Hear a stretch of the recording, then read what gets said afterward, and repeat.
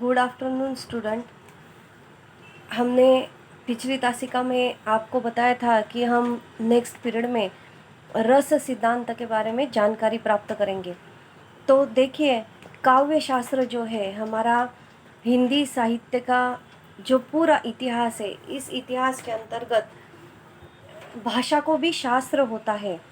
जिस प्रकार विज्ञान है, विज्ञान में शास्त्र है, अलग अलग विषय है, उसी प्रकार ही भाषा के अंतर्गत भी शास्त्र होते हैं। भाषा के व्याकरण जो है, उस व्याकरण के अंतर्गत असंख्य विविध छोटे छोटे जो विभाग हैं, उन विभागों को शास्त्र कहा गया है कि उन विभागों में हम जब अपनी भाषा को समझते हैं तो हम पूरी तरह से भाषा का ज्ञान विकसित कर लेते हैं, प्राप्त कर लेते हैं। तो यहाँ पर काव्य शास्त्र के अंतर्गत रस सिद्धांत को रस को आत्मा कहा गया है। तो काव्य जो है हमारा, वह काव्य की आत्मा यानी रस है। रस यानी क्या? तो रस के अंतर्गत 4 विभाग पाए जाते हैं। तो अलग अलग प्रकार के विचार, अलग अलग प्रकार की भावनाएं, अलग अलग प्रकार के सारे जो अनुभव है, उन अनुभवों को रस सिद्धांत के अंतर्गत डाल दिया जाता है।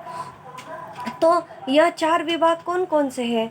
तो रस सिद्धांत के अंतर्गत विभाव, अनुभाव, व्यभिचारी भाव और स्थायी भाव, यह 4 अलग अलग भाग जो है, यह रस के अंग कहे जाते हैं। इन तत्वों के संयोग से इसकी निष्पत्ति हुई है। इन 4 तत्वों को, विभाव, अनुभाव, व्यभिचारी भाव और स्थायी भाव को जब हम एकत्रित रूप से सम्मिलित करते हैं, उनका संयोग करते हैं, तब जाकर रस की उत्पत्ति होती है। तब जाकर कहीं रस निर्माण होता है, यानी भाषा को प्रमुख रूप से एक अच्छा सौंदर्य प्राप्त होता है। साहित्य शास्त्र में 9 प्रकार के रस माने गए थे। अभी तक जो हमारे साहित्य शास्त्र के अंतर्गत रस के अंतर्गत 9 अलग अलग विभाग पाए गए थे, जिसे हम प्रकार कहते हैं। तो कुछ समय पश्चात और 2 रसों की जानकारी पता चलने के बाद उनको भी हमारे रस सिद्धांत के अंतर्गत सम्मिलित किया गया है। तो यह जो 9 रस हमारे हैं, उसके अंतर्गत देखिए, श्रृंगार रस, करुण रस। श्रृंगार रस जो है वह प्रेम, आत्मीयता की भावना प्रकट करता है। करुण रस जो है वह शोक या अशांति का प्रतीक कहा जाता है। वीर उत्साह का प्रतीक माना जाता है। भयानक रस, यह भय का अनुभव कराता है। बीभत्स रस है, वह घृणा दर्शाता है। वात्सल्य रस और वात्सल्य रस जो है वह हमें ममता, आत्मीयता और ममत्व क्या होता है, वह वात्सल्य रस हमें जानकारी देता है। शांत रस शांति का प्रतीक है। हास्य रस, हास यानी उल्लास, आनंद, उसका प्रतीक है। क्रोध, रौद्र रस जो है वह क्रोध को प्रकट करता है। बीभत्स रस जो है वह घृणा दर्शाता है। अद्भुत रस आश्चर्य को दिखाता है। और भक्ति रस जो है वह परम भक्ति, परमेश्वर भक्ति, गुरु भक्ति को हमें दर्शाता है। तो इस प्रकार के यह जो 11 रस हमारे यहाँ के अंतर्गत दिखाए गए हैं, उसके अंतर्गत यह जो 2 अलग रस यहाँ पर सम्मिलित किए गए हैं, वह है वात्सल्य रस और भक्ति रस। इन 2 रसों को कालांतर के बाद, कुछ समय पश्चात, रस सिद्धांत के अंतर्गत उन्हें अपना स्थान प्राप्त हुआ है। तो हम पहले यह देखना चाहते हैं कि 11वीं कक्षा के अंतर्गत आप लोगों को कुछ रसों की जानकारी दी गई थी। कुछ रसों के बारे में आपको पूरी तरह से समझाया गया था। तो वह रस कौन कौन से थे 11वीं कक्षा के अंतर्गत जो आपने पढ़े हैं? वह है करुण रस, हास्य रस, वीर रस, भयानक रस, और वात्सल्य रस, इन 5 रसों का अध्ययन, उनके लक्षण एवं उदाहरण क्या है, इसका अध्ययन आप लोगों ने 11वीं कक्षा के अंतर्गत किया हुआ है।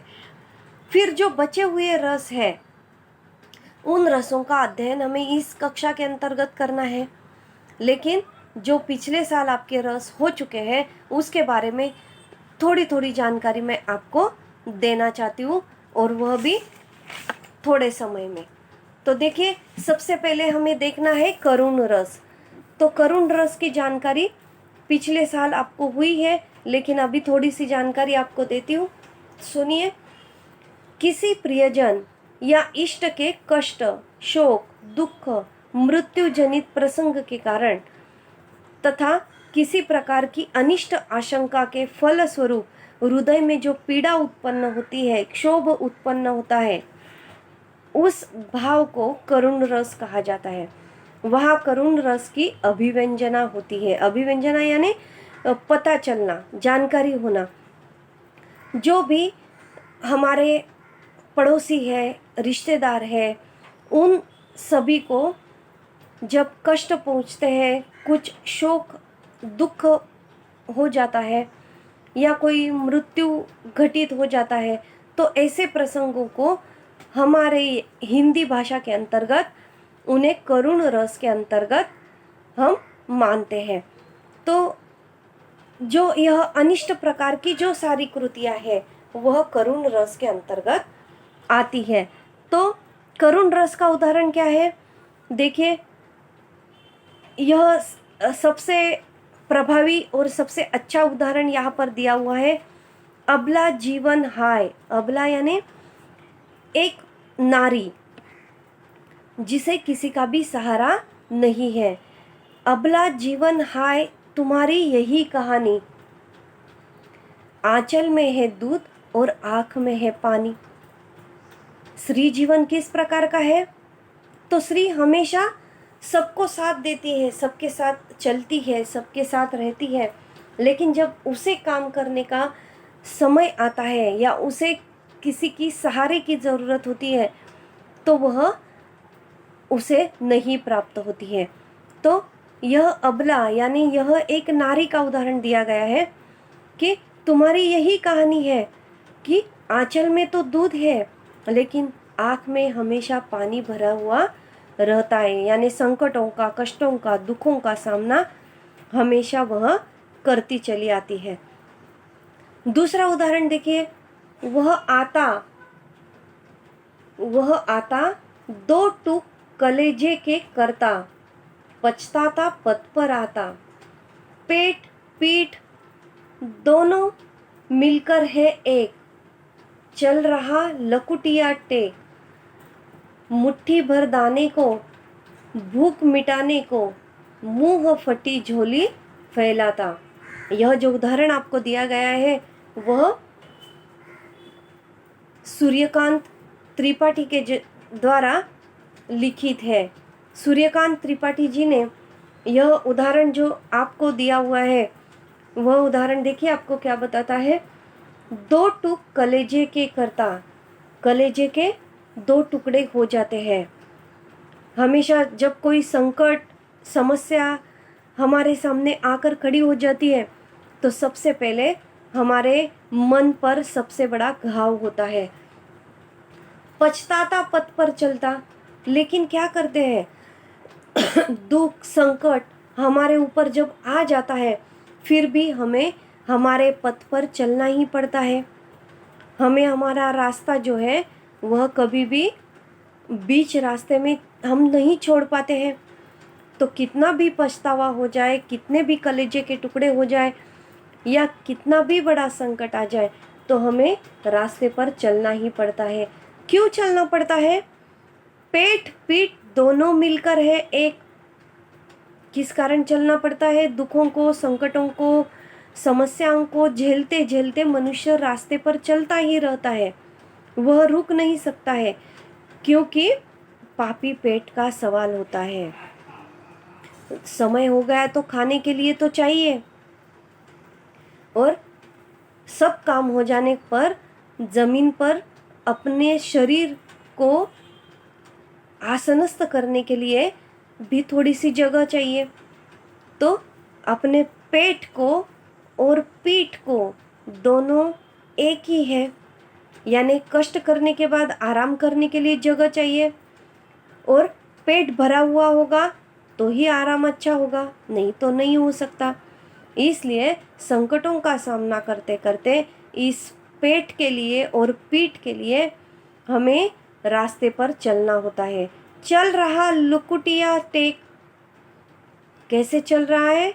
लकुटिया टेक, यानी अपने शरीर को, अपने मन को वह समझाता हुआ। लकुटिया टेक यानी घुटनों को टेकते टेकते चल रहा है। किस लिए? तो मुट्ठी भर दाने को, भूख मिटाने को, मुट्ठी भर दाना मिलाने के लिए, प्राप्त करने के लिए, और उस दाने से अपने पेट की भूख मिटाने के लिए उसे मुंह फटी झोली फैलाता, अपनी झोली को वह फैलाता है, क्योंकि पेट भरना है, उसे काम करना है। कितना भी बड़ा संकट आ जाए, कितनी भी बड़ी समस्या आ जाए, लेकिन यह पेट जो है वह नहीं रुक सकता। उसे भूख लगने पर हमें खाना देना ही पड़ता है। तो यह हुआ हमारा करुण रस का विवेचन। आपके शायद समझ में आ गया होगा। फिर उसके बाद हमें देखना है हास्य रस। यह भी आपका पिछले 11वीं कक्षा के अंतर्गत यह हो चुका है। तो देखिए हास्य रस हमें क्या बता रहा है। मैंने अभी कहा कि आनंद की प्राप्ति देने वाला यह हास्य रस है। यह हास्य रस जो है वह हमारे हिंदी साहित्य के अंतर्गत, हिंदी शास्त्र के अंतर्गत उसे बड़ा ही महत्व दिया गया है। जब किसी काव्य को पढ़कर हंसी आ जाती है, तब हास्य रस की उत्पत्ति होती है। सभी रसों में यह रस सबसे अधिक सुखात्मक रस है। जब हम हंसते हैं, खेलते हैं, मुस्कुराते हैं, तब हमारे मन का बोझ, हमारे मन का टेंशन, हमारी मानसिकता जो है वह फ्रेश हो जाती है। हम बहुत ही अच्छी तरह से अपना विचार दूसरों के सामने प्रकट कर सकते हैं, दूसरों के साथ हम सम्मिलित हो सकते हैं। हमारी पूरी मानसिकता, बौद्धिक क्षमता जो है वह पूरी तरह से चेंज करने का काम यह हास्य रस करता है। इसलिए सिर्फ संकटों का सामना करते करते ही हमें जीवन नहीं जीना है, तो हास्य रस को भी हमारे जीवन में हमें उत्पन्न कराना है। उदाहरण देखिए उसका। हाथी जैसा देह, गेंडे जैसी चाल, तरबूजे सी खोपड़ी, खरबूजे से गाला। यानी आसान सा है अर्थ। हाथी जैसा देह, कितना बड़ा इंसान है? हाथी जैसा, बहुत बड़ा उसका शरीर है। गेंडे जैसी चाल, गेंडा चल नहीं पाता है, वह बहुत ही धीरे धीरे आसानी से चलता है। तो यह इंसान भी वैसे ही चल रहा है। तरबूज जैसी खोपड़ी, तरबूजा बहुत बड़ा होता है, तो हमारी खोपड़ी वैसी है। और खरबूज जैसे गाला, अब ऐसा तो कुछ है नहीं। सच में जब देखा जाए तो हाथी जैसा हमारा शरीर नहीं है, गेंडे जैसी हमारी चाल नहीं है, लेकिन लोगों को हंसाने के लिए, हास्य रस उत्पन्न करने के लिए, लोगों का दिल बहलाने के लिए ऐसे उदाहरण यहाँ पर दिए जाते हैं। बुरे समय को देखकर गंजे तो क्यों रोए, किसी भी हालत में तेरा बाल न बांका होए। क्या कहा है कवि ने? देखिए यहाँ पर, बुरे समय को देखकर गंजे त्यू क्यों रोए। गंजा यानी जिसके सिर पर बाल नहीं है वह इंसान। तो जिसके सिर पर बाल नहीं है ऐसे इंसान तू क्यों रो रहा है? बुरा समय चल रहा है तो भी तुझे रोने की कोई आवश्यकता नहीं है।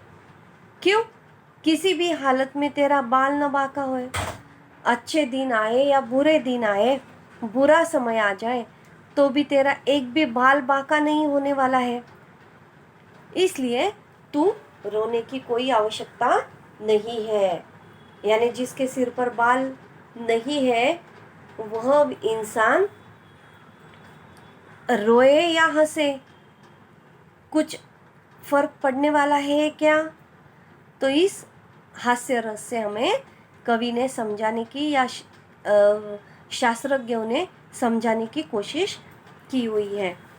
तीसरा रस हमारा है वीर रस, जो पिछली कक्षा में आपका हो चुका है। तो देखिए, शत्रु को मिटाने, दीन दुखियों का उद्धार करने, धर्म की स्थापना करने तथा धर्म का उद्धार करने के लिए आदि में जो अपना मन में उत्साह उमड़ता है वही वीर रस की उत्पत्ति होती है। यानी वीर रस यानी बहुत सारा अच्छा काम करने की उम्मीद, जाग उठना, बहुत ही मुश्किल काम करके दिखाना, शत्रुओं का पूरी तरह से विनाश करना, उन्हें हताश करके छोड़ देना, उन्हें अपने ऊपर कोई भी अन्याय करने का मौका न देना, इतनी सारी ताकत अपने अंतर्गत होना जरूरी होता है। तो वह किस रूप में दिखाई देता है? तो वीर रस के अंतर्गत उन विचारों को लिया गया है। शत्रु को मिटाने, दीन दुखियों का उद्धार करने के लिए धर्म की स्थापना करना, धर्म का उद्धार करना आदि में जो मन में उत्साह उमड़ता है वही वीर रस की उत्पत्ति होती है। तो वीर रस के अंतर्गत उदाहरण क्या है? देखिए, सच है विपत्ति जब आती है कायर को ही दहलाती है। जब हमारे ऊपर कोई आपत्ति आ जाती है, संकट आ जाता है बहुत बड़ा, तो जो डरपोक होता है, जो कायर होता है, उसे ही वह पकड़ती है, दहलाती है यानी पकड़ती है। सुरमा नहीं विचलित होते, लेकिन जो वीर मनुष्य होता है, जो जिसका आत्मविश्वास बहुत बड़ा होता है, जिसकी अंतर्गत शक्ति बहुत बड़ी होती है, ऐसे व्यक्ति ने आँख में सुरमा लगाने के बाद भी वह थोड़ा सा भी विचलित नहीं होता है। अपनी आंखें बड़ी बड़ी वह खुली रखकर सारे वातावरण को देखकर अपने विचारों के साथ वह काम करता है, डगमगाता नहीं है, हिचकिचाता नहीं है, वह आगे बढ़ता रहता है। क्षण एक नहीं धीरज खोते, विघ्नों को गले लगाते हैं, कांटों में राह बनाते हैं। जो वीर मनुष्य होता है, जो शक्तिशाली मनुष्य होता है, जो अपने मन को अपने काबू में रखने वाला इंसान होता है, वह कभी भी विचलित नहीं होता है, क्षण भर भी वह अपना धीरज नहीं खोता है, आत्मविश्वास नहीं खोता है, विघ्नों को गले लगाता है। जो भी संकट आ जाए उन संकटों को वह अपने गले लगाता है और उन संकटों का सामना करके, उनका पर्दाफाश करके, उन्हें मिटाकर वह अपना अगला रास्ता देखता है, चलता है। और वह कैसे? तो कांटों में राह बनाता है, कांटों में राह बनाते हुए चलता है। ऐसे इंसान को हमारे भारत भूमि में सबसे बड़ा महत्व दिया गया है, प्राप्त हुआ है। और हिंदी साहित्य के अंतर्गत ऐसे मनुष्यों की शक्ति को, उनके आत्मविश्वास को, उनकी कृति को वीर रस के अंतर्गत स्थान दिया गया है। यह हुआ हमारा वीर रस। और एक उदाहरण उसके बारे में देखिए, छोटा सा है, हरिवंश राय जी बच्चन जी का। तू न थकेगा कभी, तू न रुकेगा कभी। जो हिम्मत वाला इंसान होता है, अभी हमारा मिलिट्री मैन है, देखिए सीमा पर लड़ता है, सीमा पर दिन रात खड़े रहता है। हमारे भारत भूमि के अंतर्गत रहने वाले सर्वसामान्य लोगों को किसी भी प्रकार की तकलीफ ना हो, इसलिए वह सैनिक जो है, हमारा भारतीय सैनिक, वह सीमा पर सीना ताने बंदूक हाथ में लेकर खड़ा रहता है दिन रात, आँख में सुरमा लगाकर, अपने आँख की पलक को भी वह झपकने नहीं देता है। तो उन्हीं को लेकर हरिवंश राय बच्चन जी ने एक वीर रस का उदाहरण हमारे सामने रखा हुआ है। तो देखिए, तू न थकेगा कभी, तू न रुकेगा कभी, तू न मुड़ेगा कभी, कर शपथ, कर शपथ, कर शपथ, अग्निपथ, अग्निपथ, अग्निपथ। तू कभी रुकेगा नहीं, तू कभी थकेगा नहीं, तू कभी मुड़ेगा नहीं। हार कर पीछे मुड़ना हमारे भारतीय वंश की आदत नहीं है। आगे बढ़कर चलते ही रहना, अपने रास्ते को नापना, आए हुए संकटों का सामना करना और कर शपथ, शपथ ली हुई है हमने कि हम हमारा काम पूरा करके ही छोड़ेंगे, हमारे उद्देश्य को हम प्राप्त करेंगे, फिर वह किसी भी परिस्थिति में हासिल करना हो। अग्निपथ, कितने भी अग्नि आ जाए रास्ते में, कितना भी संकट आ जाए, उन सभी संकटों का सामना करके हम आगे जाएंगे। ऐसे हमारे वीर जवानों की, वीर भारतीय पुरुषों की, वीर भारतीय जवानों की, सभी की यहाँ पर वीर रस के अंतर्गत उन्हें उल्लेखित किया गया है। उनके औदार्य को, उनके पूरे शक्ति को, उनकी आत्मविश्वास को वह बहुत ही बढ़ावा वीर रस के अंतर्गत दिया जाता है। उसके बाद जो आपका एक रस और दो रस आपके हो चुके हैं पिछले साल, उसमें अभी हमें देखना है कि भयानक रस जो पिछले साल आपका हो गया था। भयानक रस के अंतर्गत क्या आता है?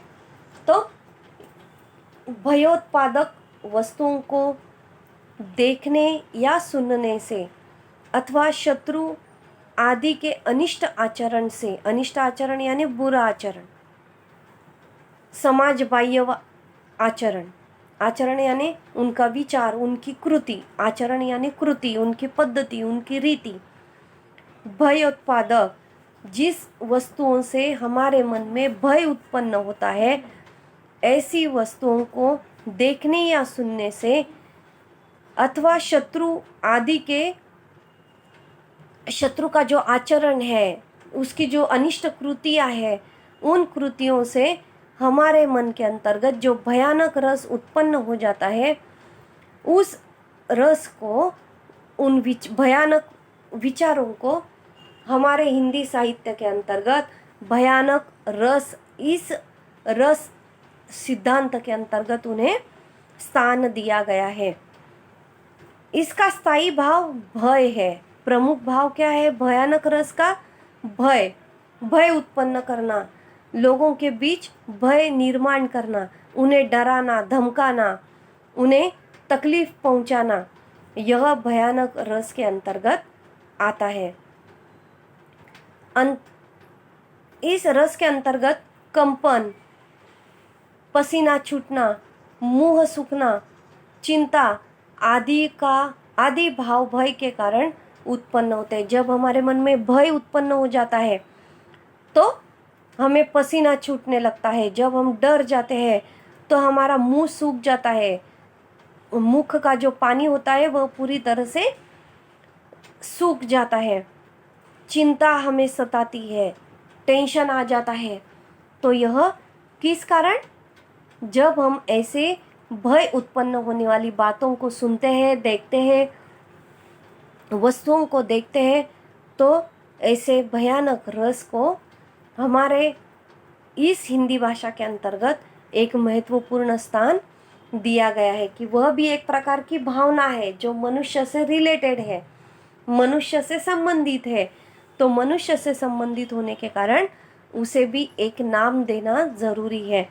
तो उसे हमने हिंदी भाषा के अंतर्गत भयानक रस कहा हुआ है।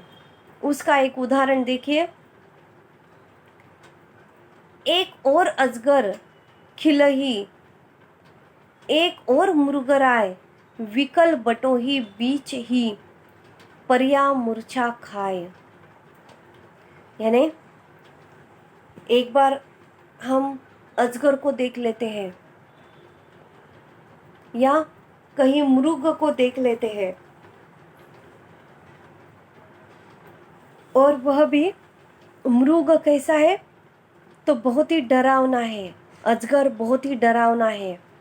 उन्हें हम सामने से देखेंगे तो हम सबसे पहले वहाँ से भागने की कोशिश करेंगे। विकल बटो ही बीच ही परिया मूर्छा खाए।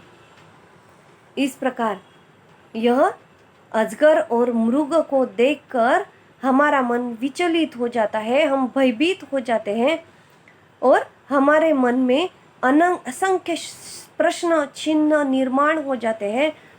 उन्हें देखकर हम सीधे सीधे मूर्छा आकर गिर जाते हैं। यानी मूर्छा आना यानी चक्कर आना, भौर आ जाना। तो उस भौर को आने से हम नीचे गिर जाते हैं क्योंकि हम डरते हैं। दूसरा उदाहरण, अलिख यौवन के रंग उभार, हड्डियों के हिलते कंकाल, कंचों के चिकने काले, व्याल कुंचेलू कांस सिबार। यानी अखिल यौवन के रंग उभार, अखिल यौवन यानी पूरे शरीर का सौंदर्य, हड्डियों के हिलते कंकाल, हमारा यौवन, यदि हम तरुण है, यौवन है, तो फिर एक अलग ही रंग चेहरे पर छाया हुआ दिखाई देता है, तरोताज़ा हमारा शरीर दिखाई देता है। लेकिन जब हम ऐसे यौवन भरे शरीर को, हड्डियों के हिलते कंकाल को देखते हैं, जो कोई तरुण व्यक्ति है लेकिन उसका बदन जो है वह सारी हड्डियां दिख रही है, हिल रही है, पूरा शरीर जो है वह कमज़ोर हो चुका है, कंकाल हो चुका है। कंचों के चिकने काले, जब कंचे खेले जाते हैं, कंचे यानी जिसे हम मराठी में गोटी कहते हैं, वह भी एक खेल हुआ करता था कुछ सालों पहले। तो यह कंचों के चिकने काले, कंचों के जैसे यह काले रंग का यह पूरा यौवन हमारा हो चुका है। काले व्याल कुंचेली कांस सिबार, कैसे हो गए हम? यह यौवन भरा शरीर हमारा पूरा हड्डियां दिखने लगी है, कंकाल हो चुका है। मानो जिस प्रकार कांच की गोटी दिखाई देती है उस प्रकार हमारा शरीर सिर्फ दिखावे का रह गया है, बाकी सारा हमारा शरीर खोखला हो गया है। ऐसा भयानक रस जो है वह हमारा यहाँ पर हमने उदाहरण के साथ देखा हुआ है। नेक्स्ट है और आखिरी जो आपने पिछले साल देखा हुआ था वह वात्सल्य रस। देखिए, वात्सल्य रस के अंतर्गत प्रेम, ममता जागृत होती है, जहाँ पर पिता पुत्र का प्रेम, माता पुत्र का प्रेम, भाई बहन का प्रेम जो होता है वह वात्सल्य, ममता उत्पन्न कराने वाला, माता का पुत्र के प्रति प्रेम, बड़ों का अपने बच्चों के प्रति प्रेम, गुरु का अपने शिष्य के प्रति प्रेम की अभिव्यक्ति से वात्सल्य रस की निष्पत्ति होती है। जो सारे बड़े लोग हमारे घर के अंतर्गत होते हैं वह छोटे बच्चों से प्रेम करते हैं, प्यार करते हैं, दुलार करते हैं, उनकी सारी हरकतें वह समझ लेते हैं, उन्हें किसी भी प्रकार की कमजोरी महसूस ना हो, इसलिए वह सारी बातें उन्हें प्रेम से, प्यार से देने की कोशिश करते हैं। तो वह जो भक्ति भाव उनके अंतर्गत जो भाव उत्पन्न होता है उस भाव को वात्सल्य रस कहते हैं।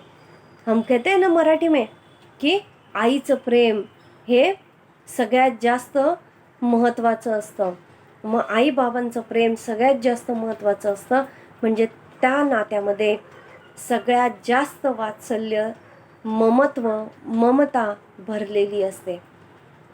म्हणून इसलिए ममत्व, अनुराग, स्नेह इस रस का स्थायी भाव है। मूल भाव क्या है वात्सल्य रस का? ममत्व, ममता, अनुराग, किसी प्रकार की अपेक्षा ना करते हुए अपने बच्चों के ऊपर किया जाने वाला प्रेम, उनके प्रति होने वाली सारी कृतियाँ और स्नेह यानी प्यार जो है वह वात्सल्य रस के अंतर्गत आता है। अभी सबसे बड़ा वात्सल्य रस देखिए, यशोदा मैया और श्री कृष्ण का उदाहरण यहाँ पर हम ले सकते हैं कि यशोदा मैया ने तो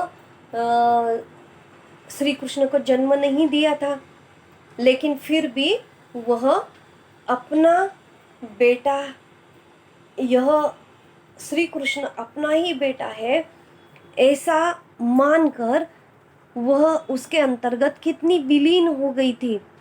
उसकी छोटी छोटी बातों पर वह अपनी आंखों में समेटने की कोशिश करती थी। उसका सारा प्रेम, उसकी सारी लीलाएं जो है वह अपनी आंखों में बसाने की कोशिश करती थी। तो वह श्री कृष्ण और यशोदा माता का जो प्यार है वह वात्सल्य रस का सबसे अच्छा उदाहरण होता है। उदाहरण देखिए, वह मेरी गोदी की शोभा, सुख सुहास की है लाली, शाही शान भिकारिन की है, मनोकामना मतवाली। क्या कहा है देखिए कवि ने यहाँ पर वात्सल्य रस में, वह मेरी गोदी की शोभा है, वह मेरी गोदी की शोभा है, मेरा बच्चा है, वह मेरी गोद में बहुत ही शोभा दे रहा है और मैं उसकी माँ होने के नाते वह मुझे सबसे अच्छी शोभायमान दिखाई दे रहा है। सुख सुहाग की है लाली, क्या है यह जो मेरी गोदी भरी हुई है वह मेरे सुहाग की निशानी है, वह मेरे सुख का एक सबसे बड़ा उदाहरण है। शाही शान भिकारिन की है, वह भिकारिन ही क्यों ना हो, लेकिन वह अपने बच्चे को अपनी गोदी में जब बिठा कर रखती है, उसे प्यारती है, दुलारती है, तो वह उसका ममत्व जो है वह फिर वह राजमहल में रहने वाली रानी हो या रास्ते पर बैठकर पैसे मांगकर अपना पेट गुजारा करने वाली भिखारिन हो या काम करने वाली कोई औरत हो, तो उनका हर एक माता का, कितनी अमीर हो गरीब हो, उसका अपने बच्चों के प्रति प्रेम पैसों में नहीं तोला जाता।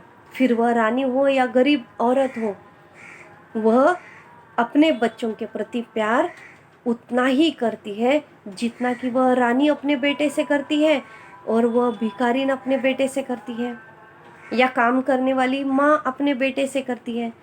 तो प्रेम में, वात्सल्य रस में कभी भी कहीं भी हिशोब नहीं किया जाता है, कभी भी वहाँ पर पैसा बीच में नहीं आता है। यही हमारे वात्सल्य रस का सबसे बड़ा उदाहरण है। एक और उदाहरण उसका है, सूत मुख देखी जसोदा फुली, हर्षति देख दूध की दतियां, प्रेम मगन तन की सुधि भूली। यशोदा मैया का और श्री कृष्ण का उदाहरण यहाँ पर दिया है। सूत यानी श्री कृष्ण, मुख देखी, अपने श्री कृष्ण का मुख देखकर जसोदा फूली, जसोदा यानी यशोदा माता, अपने श्री कृष्ण का मुख देखकर यशोदा माता बहुत ही फूली हुई है, प्रफुल्लित हुई है, आनंदित हुई है। हर्षति देख दूध की दतियां, अपने श्री कृष्ण के दूध के दांत देखकर वह बहुत ही आश्चर्यचकित हो गई है, आनंदित हो गई है, हर्षित हो गई है, प्रफुल्लित हो गई है। प्रेम मगन तन की सुधि भूली, और अपने श्री कृष्ण के प्रति वह इतना प्रेम कर रही है कि वह अपने तन मन और शरीर को भी वह भूल चुकी है। उसे अपने तन की, मन की, शरीर की कोई शुद्धि नहीं है, वह शुद्ध बुद्ध अपने प्रति भूल चुकी है। वह सिर्फ यशोदा माता अपने श्री कृष्ण के लिए ही जीवन जी रही है। तो यहाँ पर जो करुण रस, हास्य रस, वीर रस, भयानक रस और वात्सल्य रस जो हमने देखा वह पिछली कक्षा में आप लोगों ने देखा हुआ था। अभी उसके बाद जो हमारा है इस ईयर का 12वीं कक्षा के अंतर्गत उन रसों को हम देखते हैं। तो देखिए, सबसे पहला हमारा है श्रृंगार रस। श्रृंगार यानी क्या? श्रृंगार करना, सौंदर्य बढ़ाना। सौंदर्य बढ़ाने के लिए जो कुछ भी साहित्य का उपयोग किया जाता है उसे श्रृंगार रस कहा जाता है। कोई एक सौंदर्यवती महिला हो या छोटी लड़की हो, अपने आप को आईने में देखकर वह यह सोचती है कि मैं तो सुंदर हूँ ही, लेकिन मैं और सुंदर कैसे दिख सकती हूँ, इसकी कोशिश वह हमेशा करती रहती है। उसी प्रकार यह जो साहित्य के साहित्यकार होते हैं, शास्त्रकार होते हैं, वह अपने साहित्य को और अधिक सुंदर बनाने की कोशिश में लगे रहते हैं। तो यह जो श्रृंगार रस है वह हमारे हिंदी साहित्य का या हिंदी भाषा का आत्मा है। वह एक आत्मा होने के नाते उसे रसराज कहा गया है। हिंदी भाषा के अंतर्गत श्रृंगार रस को रसराज कहा गया है। तो यह जो रसराज है वह क्या करता है? तो भाषा को समृद्ध बनाता है, भाषा को सुर, ताल और संगीतमय बना देता है। उन शब्दों को बहुत ही अच्छी तरह से रचता है, उन्हें आरोह अवरोह के साथ ढालता है। तो यह रसराज जो है वह श्रृंगार रस भाषा को समृद्ध और सौंदर्यमय बनाने का काम करता है। तो देखिए, श्रृंगार रस का इसे हिंदी साहित्य के अंतर्गत रसराज कहा गया है। यह संयोग और वियोग, वियोग यानी बिछड़ना, संयोग यानी मिलना, दो व्यक्तियों का मिलना और दो व्यक्तियों का बिछड़ना, यानी संयोग और वियोग, इन दो भागों में विभाजित है। श्रृंगार रस कहाँ कहाँ पर दिखाई देता है? तो दो व्यक्तियों के मिलने में भी श्रृंगार रस दिखाई देता है और बिछड़ने में भी श्रृंगार रस दिखाई देता है। जब किसी काव्य में नायक नायिका के प्रेम, मिलने और बिछड़ने आदि का वर्णन होता है, वहाँ पर श्रृंगार रस कहलाता है। बिछड़ना और मिलना, यह दोनों चीजें जहाँ पर दिखाई देती है वहाँ पर श्रृंगार रस दिखाई देता है। उसका उदाहरण बहुत ही खूबसूरत दिया हुआ है बिहारी जी ने। देखिए, बरसत लालच लाल की मुरली धरी लुकाय, मुरली धरी लुकाय, सोह करे भौह नहीं हसे, देन कहे नटी जाय। बरसत लालच लाल की मुरली धरी लुकाय, जब श्री कृष्ण अपने हाथ में अपनी मुरली धरता है और मुरली धर कर वह मुरली में जब सुर गाना शुरू कर देता है, सुर लगाना शुरू कर देता है, तो राधा जो है वह उसके प्यार में पूरी तरह से विलीन हो जाती है, पागल हो जाती है, उसके प्यार में वह पूरी तरह से डूब जाती है।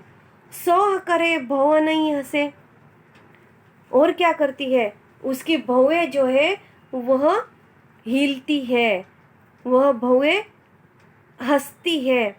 दैन कहे नटी जाय, और बांसुरी का सुर सुनते ही राधा जो है वह श्रृंगार करने लगती है, अपने आप को सजाती है, संवारती है, दुलारती है और सुंदर बनाने की कोशिश करती है। और एक छोटा सा उदाहरण उसके प्रति है। कहत नटत रिझत खिजत, मिलत खिलत लजियात, भरे भवन में करत है नयननु ही सो बात, यानी अभी यहाँ पर भी एक प्रेमी युगल का, फिर उसमें राधा और कृष्ण का उदाहरण दिया है।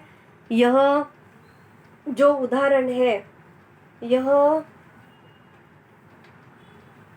उदाहरण संत मीराबाई के साहित्य का है।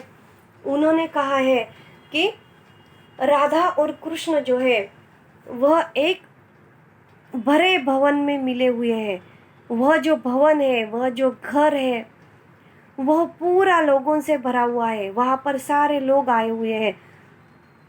वह उन लोगों के बीच कहत नटत, कुछ लोग बातें कर रहे हैं। कहत यानी कुछ लोग बातें कर रहे हैं।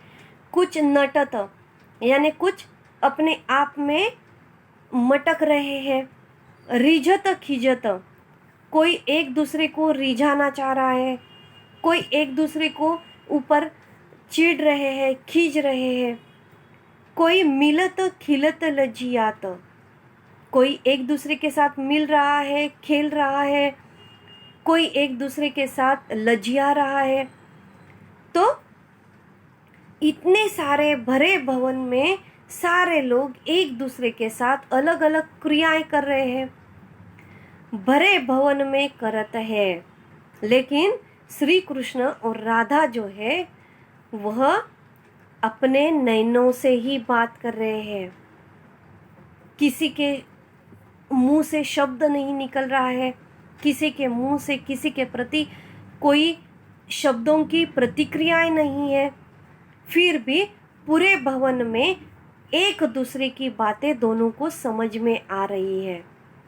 और वह भी बातें किस तरह से हो रही है? तो सिर्फ आंखों से हो रही है।